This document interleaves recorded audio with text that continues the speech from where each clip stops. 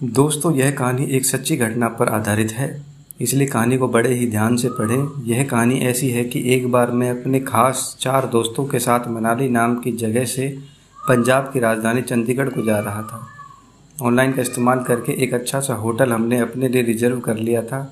हम सभी लोगों ने यह फैसला किया कि हम रात के शांत माहौल में ही गाड़ी चलाकर वहाँ से जाएंगे, जिससे सुबह सुबह ही हम होटल में चेक इन कर लें। लगभग रात को करीब 3 बजे हम लोग चंडीगढ़ के सीमा के पास आ चुके थे।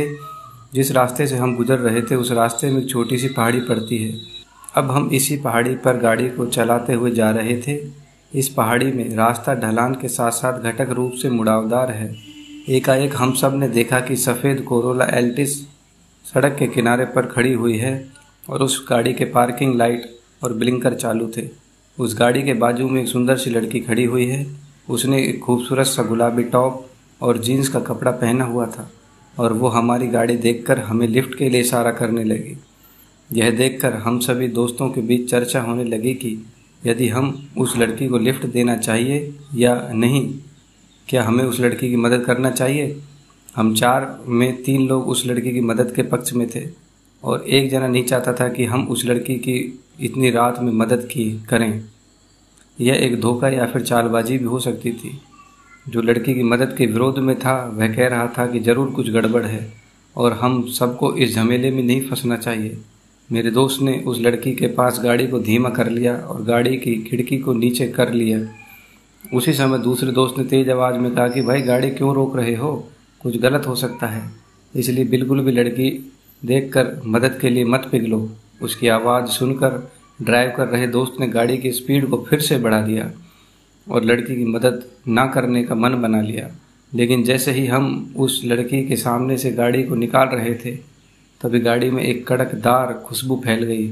शायद यह खुशबू उस लड़की के सेंट या डीओ की रही होगी जो उसने अपने ऊपर छिड़का होगा।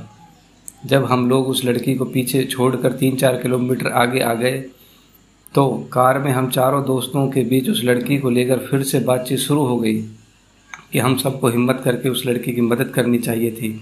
क्या पता सच में वह किसी परेशानी में घिर गई होगी, इसलिए हमें उसे वहाँ इतनी रात को अकेला नहीं छोड़ना चाहिए था।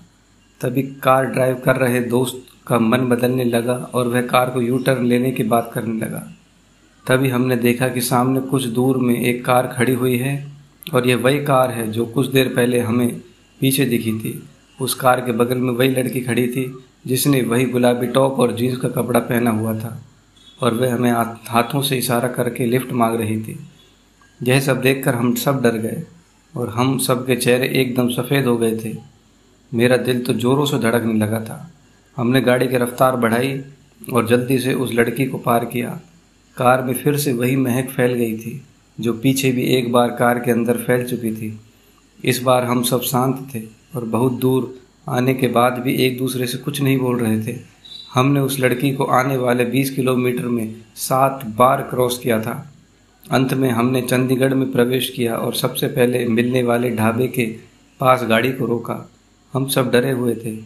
हम सब उस ढाबे के अंदर गए और चाय मंगवाई। सभी ने ठंडे पानी से अपना चेहरा धोया। तभी उस ढाबे में रुके हुए एक ट्रक ड्राइवर ने हमसे हमारी परेशानी और हैरानी का कारण पूछा तो हमने बिना संकोच किए हुए उस ट्रक ड्राइवर को सारी बात बता दी। तब उस ट्रक ड्राइवर ने हमें एक अखबार का टुकड़ा दिखाया जिसमें एक खबर छपी थी कि एक दिल्ली की 21 साल की महिला का उसी पहाड़ी में एक्सीडेंट हो गया और उस लड़की की कार चट्टान से नीचे खाई में जा गिरी थी। और अखबार में जिस गाड़ी का जिक्र था वह वही गाड़ी थी जो हमें पूरे रात 8 बार देख चुके थे और लड़की का पहनावा भी पेपर में वही छपा था जो हमें पूरी रात देखने को मिला था। हम सब डर गए थे। जब हम वापस चंडीगढ़ से मनाली जा रहे थे तो इस बार हमने दिन का सफ़र चुना और अब कभी भी हम लोग रात को सफ़र नहीं करते हैं। बोलो बजरंग बली की जय।